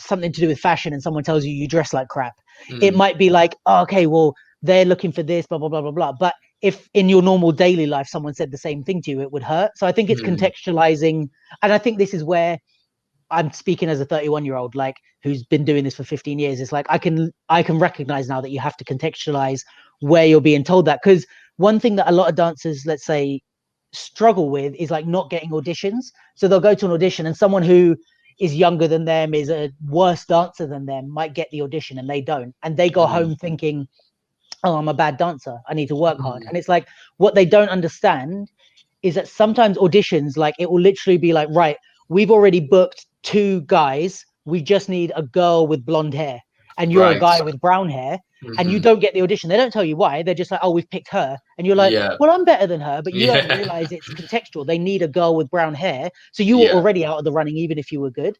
So I think it's like that with this, where it's like, you should, I mean, younger dancers should learn that it's contextual. So when they say you're out of shape, it's not that you're, to them, they find you unattractive, or it's nothing to do with that. It's like, we need people that have defined abs for a certain look and a certain show. And I think the problem is that it's kind of like a loop, because the things that they're looking for, even though it's contextual, are based on society's expectations. So the reason they're looking for men with abs is because they think that in society, women prefer men with abs. So when you get turned down for not fitting the brief, you're not fitting a brief that you kind of know is based on real life. So it's a tough little circle to like get out of.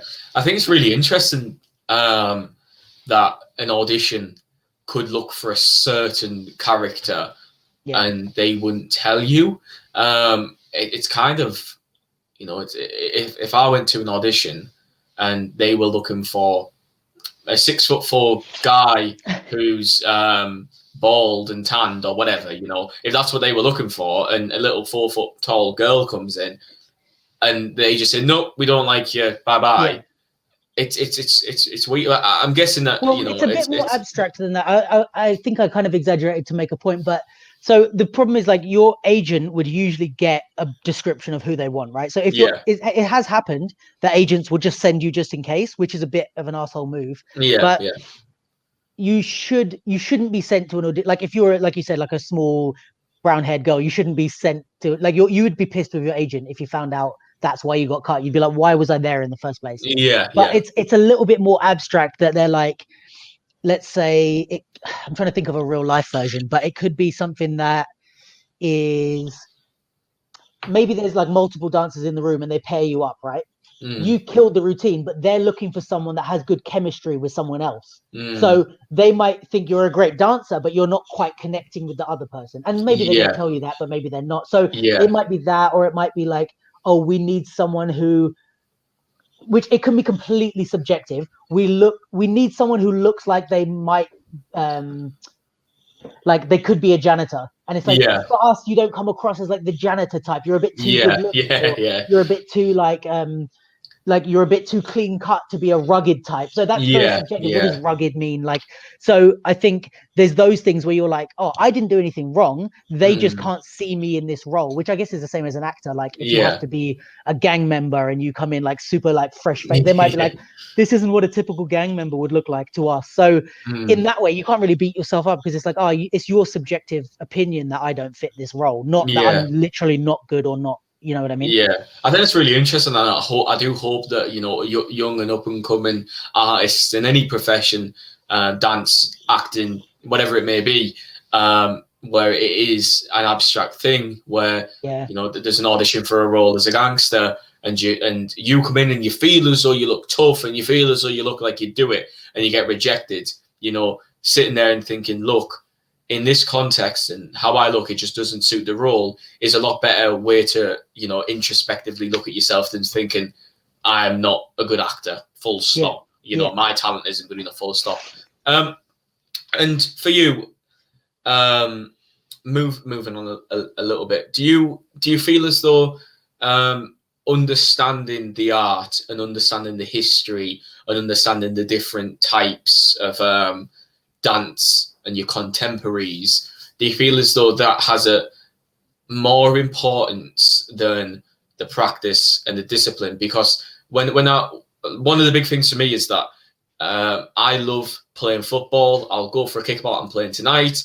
I'll play FIFA, but I just won't sit and watch it. I can't sit and watch football. And I oftentimes think to myself, if I sat and watched professionals play and really enjoyed football, would I be a better footballer because I've actually sat and watched it? And if I done anything, any sort of discipline, like martial arts, I can't watch a boxing match. I just can't. I'll spar with people and enjoy it. I'll watch people do it in real life, but I won't watch a boxing match. I can't just get into it. Same with UFC or MMA. And I oftentimes think to myself, if I did do that and watch the professionals and really learn about it, would I be a better performer? And I'm thinking, is that the same for dance? Do you feel as though if you were just dancing, practicing, doing the technique perfectly and never watched anybody else, never watched any performances or anything like that, you could be just as good of a performer than somebody who done all the research, looked into all the shows, learned about the history, learned about all the different nuances of dance? I think it's a bit different than in dance than in sport, I think, because there's different aspects to it. Like, I think one is the kind of, it's entertainment, so it's based on what people want. It's the supply and demand. So if I don't do whatever, I think this applies no matter what in part of the industry I'm in. But if I don't know what's happening in the industry, I don't know where the demand is and where the supply is. So I could be doing something and be like, oh, this is like dated, no one likes this anymore, it's not the trend, like, so I don't do it. This is kind of, you know what, this kind of happens with people who, on a smaller scale, but like when people get a bit older and they start to like get grumpy with all the young kids stuff. So like there's a lot of dancers that are my age and stuff, and I'm one of them, to be honest, that hate TikTok. And I get it, why, because I feel the same. But I have to keep even a one small part of my eye. I have to keep that on what's happening with TikTok. I have to know when people talk about it, I'm like, oh, tell me about that. Okay, cool. Just to get a little. So I'm like, okay, I understand what's happening because it's obviously a huge thing. And I don't want to be blind to developments in the industry. That's my professional research, is to know how much how much money can people earn from TikTok? What are they doing? Who are the type of people that are doing it? I don't have to engage and I don't have to watch it because I don't enjoy it, you know. But and that's not, you know, it's more of a younger thing. It's not something I would watch at 31. Is girls dancing like.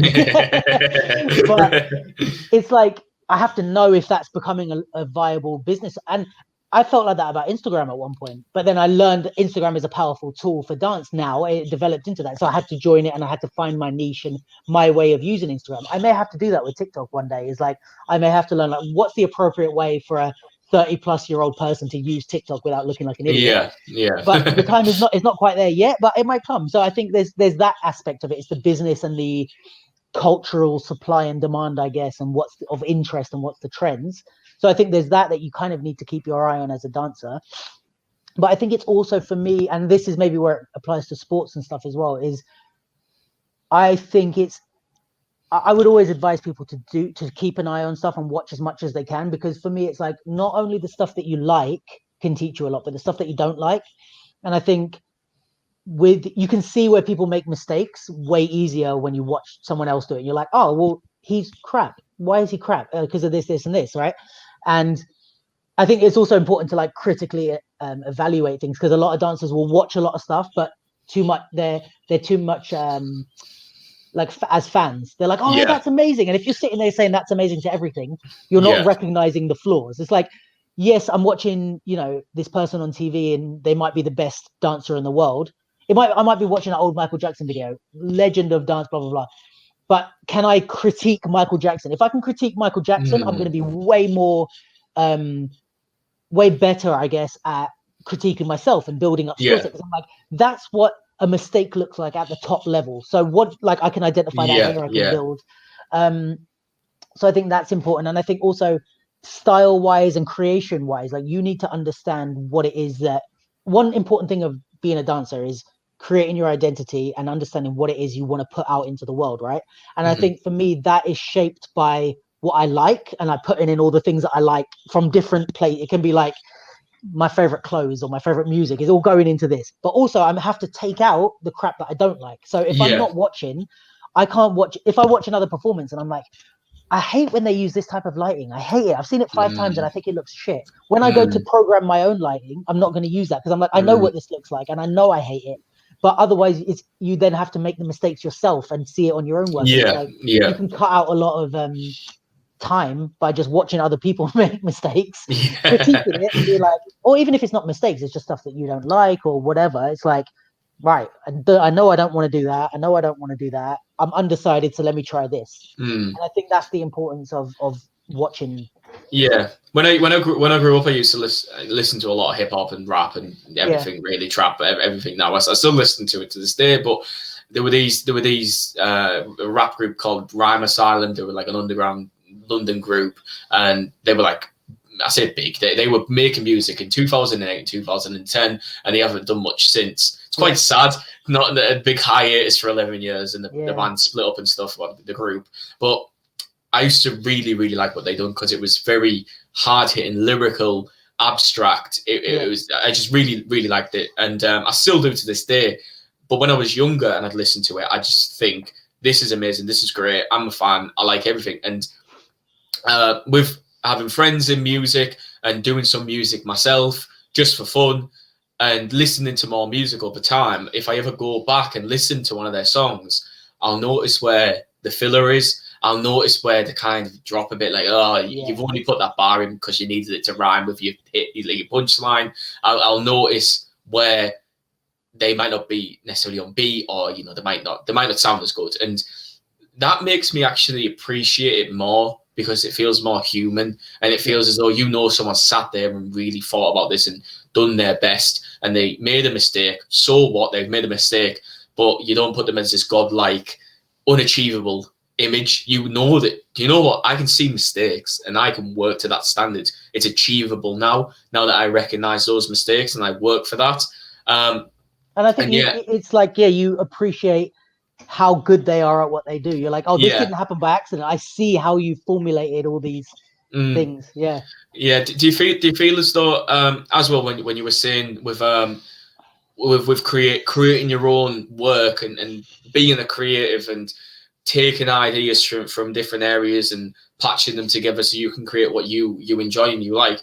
Do you ever feel as though have you ever done something purely out of passion and joy and a creative sense and it hasn't been received well?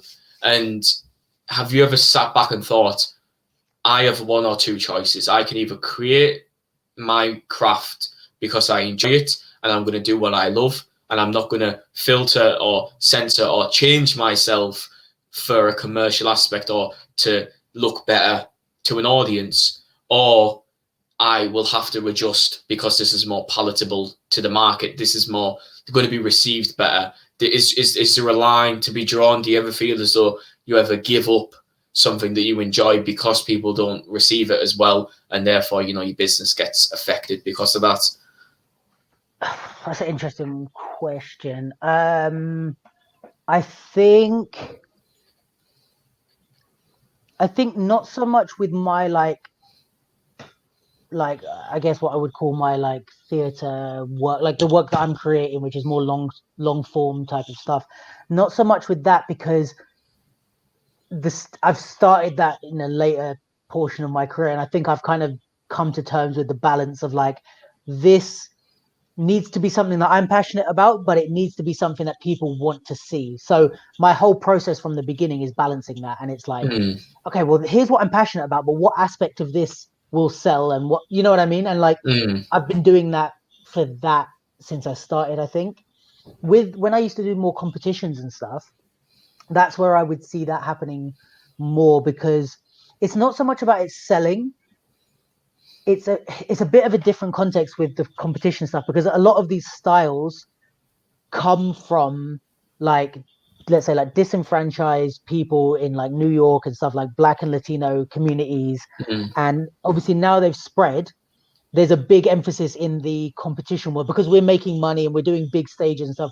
We have like a pressure and a responsibility to kind of pay tribute to these people and to like keep some elements of the authentic stuff, because otherwise it's kind of like gentrifying and whitewashing what they've created, you know. And they weren't celebrities, they were just people in the hood, creating these things. So, and I think this is like the stereotypical image of, you know, like in New York on the corners with the things. And it's like boombox and what is it, breakdancing in the streets of a cardboard floor. And now there's like huge competitions with like Red Bull sponsoring them and like thousands of pounds prize money. It's like you kind of have to show a bit of you have to keep a bit of this, right? So I think there is this pressure to conform in that way.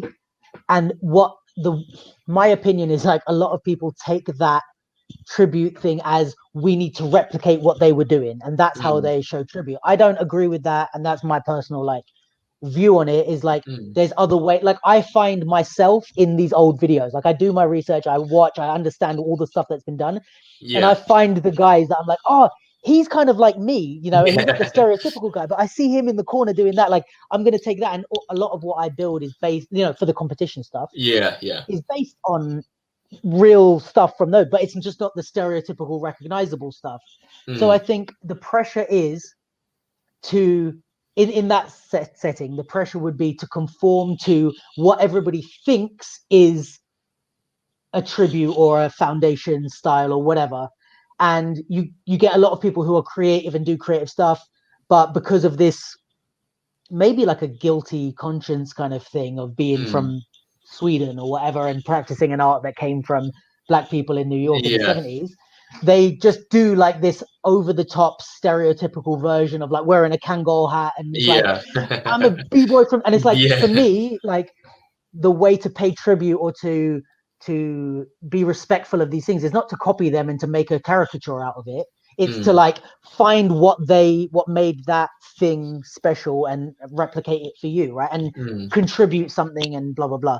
So I think that's more where it's happened, where I've been in the position of like, if I just like people would be more accepting of my thing if I just did this recognizable 80s type of dancing, but I don't want to, and that's going to make me lose competitions, or that's going to make me do this.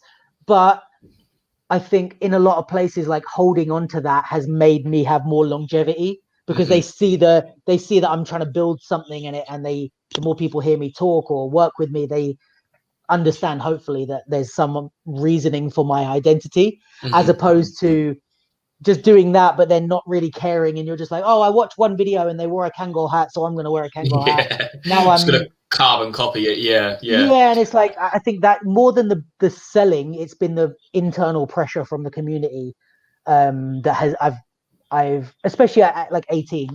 And also the thing is, some of these people who created these things are still alive. So you have those pressures. It's not like ballet where they're 500 years dead. Like you've got the pressure of these people that might watch you on YouTube. So you're very tempted to like just do what they say, like that type of thing. Is there a sense of that? I guess the word here might be cultural appropriation. Oh, yeah.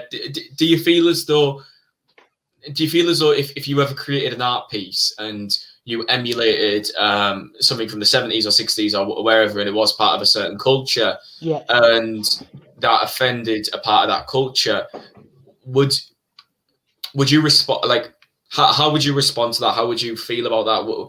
How do you feel as though you'd have to work if that ever happened? Yeah, I think I think for me, if it happened to me, especially now, I'd be quite surprised, because I think I learned early on, like, to stay away from things that I don't need to be addressing. Like, for me to make let's say like a piece or something about gang violence is like, unless it's very specific to London and things that I've been around, like I'm not from New York in the 70s, so why would I ever do that? Or like to dress in a, like there's people that will dress almost without realizing, like dress like LA gang members, like with the bandanas and the blue things and the oversized shirts.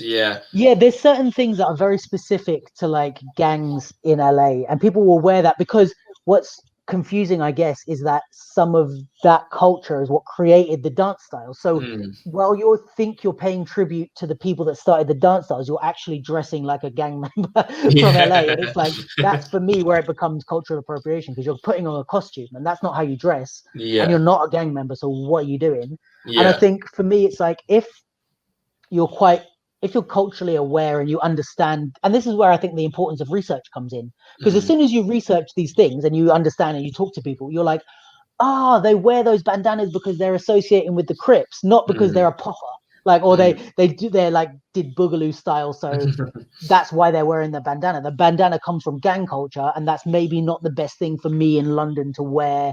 Or like if I live in like Denmark and I'm gonna wear like this costume, it's a bit inappropriate. So I think as long as I feel like I've got my eyes open and my head screwed on pretty straight in terms of those things, it's possible to make a mistake, and if I did, I would just apologize. Or do you think that it's interesting that some gang artists, is it Bobby Schmurner who was dancing, and he had music videos where they're dancing Chief Keef. There's a few of them who are like literally drug dealers, murderers, people like gang violence, all that sort of stuff, and they'll dance for a music video, and then all of a sudden you have 12-year-old white kids in the suburbs dancing to the same thing, and then you're like, whoa, that's a strange transition. But do you think that there's something morally muddy about somebody who's a gang affiliate dancing, and then that dance becoming popular, and then everybody's doing that dance, which is representative of somebody who's violent and into all those things? And how would you correlate those two things? A dance that is representative of some of the evils in the world? But that is one conversation that's happening in the dance scene and this kind of hip hop scene, is like, this is exactly it. Is like dances that kids are like, oh, I learned this from Fortnite, and it's like, well, that's like this gang related thing. And like some of the dance styles are like from, like, this is kind of the thing, is like, with breaking, like the reason that there's battles in breakdancing is because breaking evolved at the time when there was massive gang violence in New York, right? And these crews were originally gangs that would fight each other and kill each other, but they involved breaking as like a thing of like, oh, let's find a competition. Like, you know, like maybe people would play basketball against someone they don't like because they can get the frustration out. They used breaking battles as a way to like not have to kill each other. It's like, right, let's all agree that we're going to battle, and if you win or I lose, that means I won that day, and we don't have to stab each other. We're just going to do this. And so that's how it evolves. And now when people are doing breaking battles, you have to have that in mind of like, that's where this came from, and we're not that. So what's our way of doing that without like appropriating it and stuff? But do you think at some point it's like rap battles? You know, rap battles used to be against sometimes, you know, like two gang members on the corner of the street in Brooklyn, and then you just sit there, somebody would beatbox and you'd rap against each other and really grill each other and take the mick out of each other, and eventually that can lead to violence and you know, disses and stuff like that. But now you've got mainstream, don't flop, King of the Dot. You've got actual paid events, and it's nowhere near the sort of, or if you diss one of my crew who's died in the past, I'm going to kill you. Now it's just like people just throwing words at each other and taking the mick. And I know that evolution from the violent upbringing, urban street genre to more mainstream conglomerate corporate side of things, just I think that's a good thing, because I think, you know, they took something that used to be representative of violence, and they've shown how even from struggle, even from violent backgrounds, you know, you can find artists, you can find people who are great and who can really tell their stories and let you know about their life. Yes, so there's definitely aspects to look at it. I think, you know, what's the thing is, I think the conversation is, because I 100% agree with you, and I think a lot of dancers or people in the culture would agree with you on that. I think the question becomes when, so you've got these people that started these things, that they literally created it from nothing, right? And the people there's still those communities that exist. It's not like everything's all fine now. Like there's still poor people and there's still people in those communities, right? But it's when, let's say, like a great example is like maybe like Eminem or someone like that, where Eminem is going to be more famous because he's white and we all relate to him, even though he's doing something that came from these people, but they're still poor. Like the people that Eminem was inspired by are still poor, but Eminem's rich. So it's like, there's the good side of it, which is, wow, you've created an amazing art that's traversed the world, and like people in Japan can rap and break dance, and it's, you know, you've created a worldwide art. However, all these people that it's spread to are making money because of race and because they're more palatable and because of whatever their circumstances enable them to have better training, better clothes, whatever. Whereas you're the ones that created it, and your kids are poor as you were, and no one, it's not being given back. So I think that's the conversation where, how do we excel this art that we recognize is beautiful and we want to do, but also not forget about the people that created it and kind of give them their props. And, you know, that was the critique of Elvis, wasn't it? That he took exactly from black culture. He took like rock and jazz and blues, and he sort of stole it, and then he used it on a more he used his white Eurocentric features, and then because of that he was more marketable. And it's not like he did that on purpose. He didn't say, oh, I'm gonna screw over these black people. Well, maybe he did, but he didn't necessarily like do that. But it's like, then the question is, does he have a responsibility to show where these things came from? Because he must acknowledge that, you know what I mean? So this is the ongoing conversation, and I don't think anyone has a correct answer. It's like footballers, when you see footballers who, when they were 4, were practicing in no shoes in a favela in Brazil and or Argentina, and then when they become massive, famous footballers, you know, do they have a responsibility to go back and help their deprived areas and create football academies there and schools and stuff? And it's an interesting conversation on role models and how if role models even exist, and if they do they have a responsibility to their audience? Should they act a certain way? Do they have to act?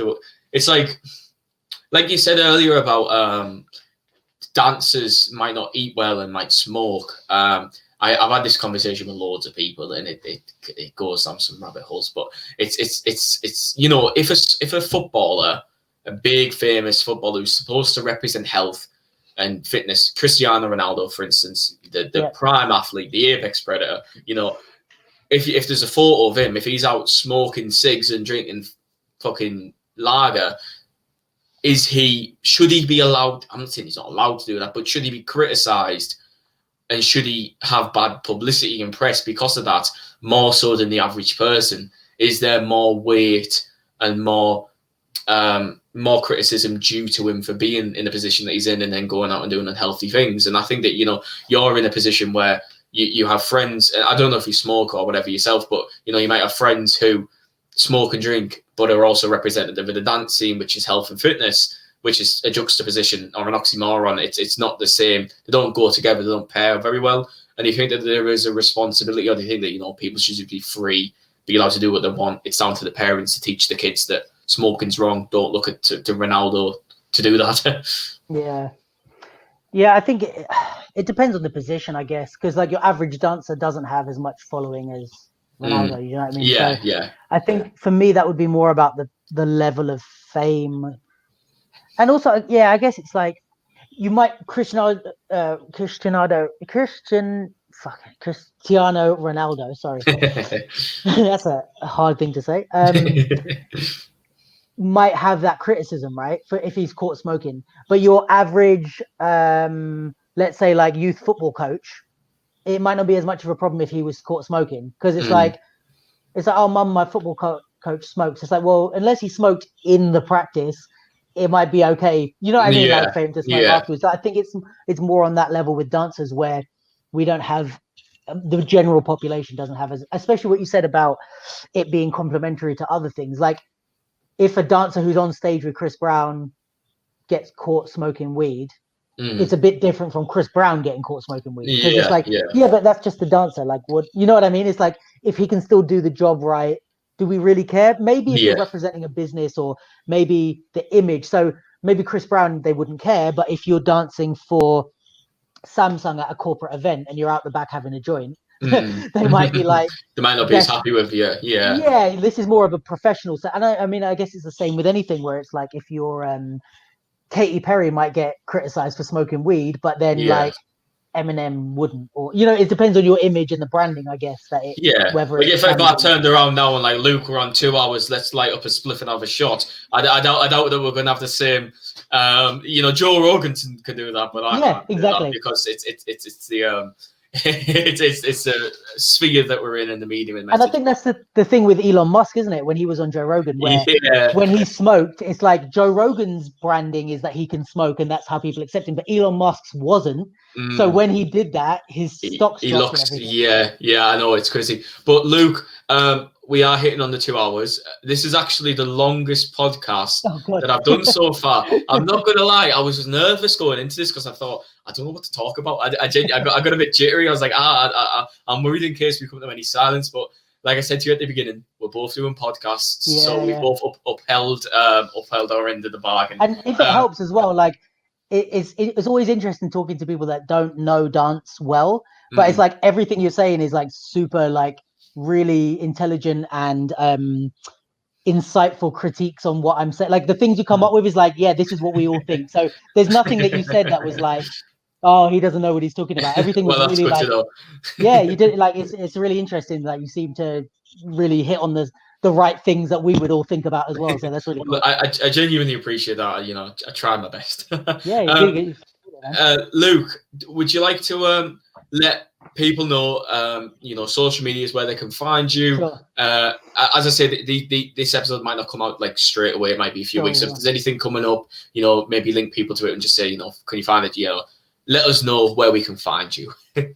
So social medias is all at theduke.ldn. So just the Duke, like the royal position.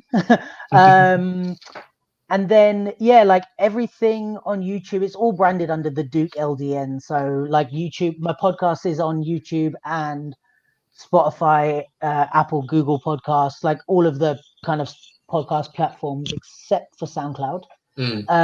But it's all under the Duke LDN.